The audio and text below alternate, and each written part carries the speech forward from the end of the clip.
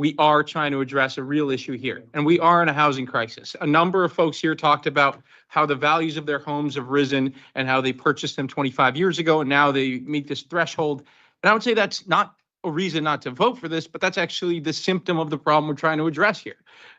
When I was born here, it was 25 years ago on Cape Cod. In the year 2000, the median home cost less than $190,000 on the Cape. And as a corollary, the median age was in the early 40s on Cape Cod. 25 years later, the median home price has risen at twice the rate of inflation to over $800,000 on the Cape. And the median age has risen by 17 years on Cape Cod. The fact of the matter is, when you're sitting here and you live here, you feel like, oh no, nothing's changing. And that's the problem. Nothing is changing. We're all staying with, we've frozen Cape Cod in time, and we're pushing it to this unsustainable point where the median age has risen from 43 to 57. It's no surprise that the maternity ward that I was born in Falmouth closed 8 years ago. And now 8 years later, we're closing down the middle school where those kids that would have been born there would have been going.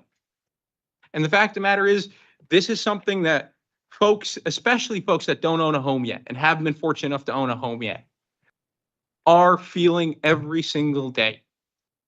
When you're trying to rent a house here on Cape Cod, you are not competing with what the market should cost for the jobs we have here or the economy that we have here. You're competing with what that property goes for as an Airbnb for 14 weeks during the summer.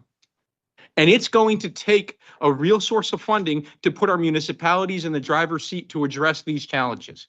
Because we're right. Everyone here who's worried about open space knows that you're not going to build our way out of this challenge. But if there's no consistent source of funding for housing on the Cape, the only people with money are going to be developers, and their only incentive is going to be to build. That is the origin of the concern that the delegate from Barnstable is raising about the developments here on the Cape. But if the money is not in the hands of private developers, but it's in the hands of our municipalities that have voted to adopt this, that have elected to do it through their town meeting, and now decided to spend it, they're going to do it in ways that folks in the community support, through deed restrictions for year-round residency, through down payment assistance programs, through good landlord tax credits. There's so many tools available to our towns to create housing and to preserve the communities that we love here on the Cape. But those tools are only available to us if we give them the source of funding they want. And most of all, and it's been said so many times tonight, but I'm going to reiterate it one more time. 6 communities on the Cape have already asked the legislature to do it. They've asked permission to do it. Their voters have supported it. They've been voting it time after time after time and sending it to Boston, and it's been going nowhere. And our legislators came today and they signed a letter that they, finding out about this meeting, thanks to Delegate Gallagher a couple days ago, that it might even come up for vote today. They met today and drafted a letter today because they knew the urgency of the matter. And 5 of our state legislators signed onto it today to tell us, if we want to see this on Cape Cod, this is likely the most viable path to bring it here. So if you come from a community where folks don't want it, I get it. Don't do it. Tell your town councilors, tell your voters, campaign against it, please. But please have it in you to understand that we're dealing with a crisis, to understand that we're dealing with generational and demographic shifts that are really going to change the face of Cape Cod.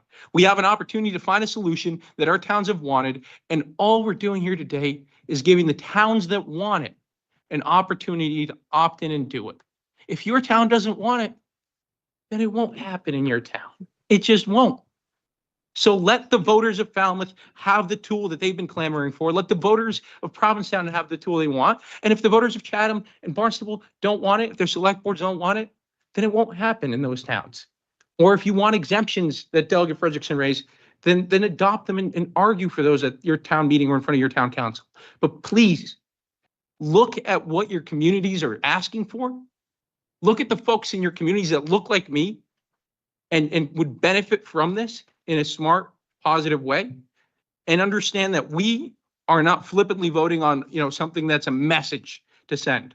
We're actually creating a tool that the legislature and our legislators are telling us they might be able to adopt, and it would give us an opportunity to actually have a fighting chance at the American dream here on Cape Cod.